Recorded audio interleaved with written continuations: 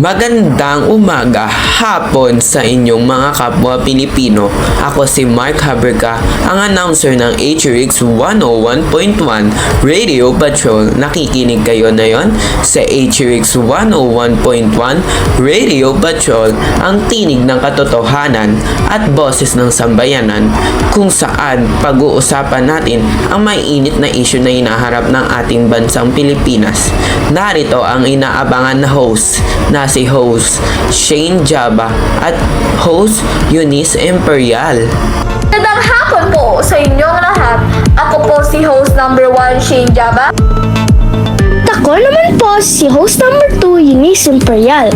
At ito ang HRX 101.1 Radio Patrol. Magandang hapon po ulit sa inyong lahat. So Eunice, nabalitaan mo na ba ang korupsyon na naganap sa ating bansa Pilipinas? Oo nga.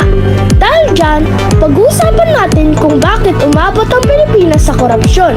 Handa na ba kayo? Handa ka na rin ba, host Shane? Napakainit na nag-usapang ito, partner. Nako, parang madami tayong pag-uusapan ngayong hapon, ano?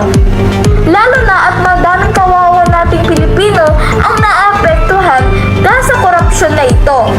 Handa na kami. Kailangan natin maghanda, baka sa susunod ay tayo ay maubusan na ng pera dahil sa pagkukorrupt nila dahil sa mga proyekto na hindi naman nila tinutupad. Oo nga, partner. Kailangan na natin maganda para sa korupsyon na dadating. Pero kailangan na natin ayusin to para hindi matuloy ang pagkukorrupt sa bansa.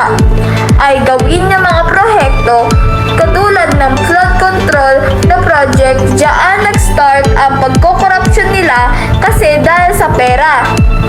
Totoo yan. Kailangan magbago na sila para maayos na nila ang ating bansa na walang pagkakorupsyon para ang ating bansa ay umaman sa pera.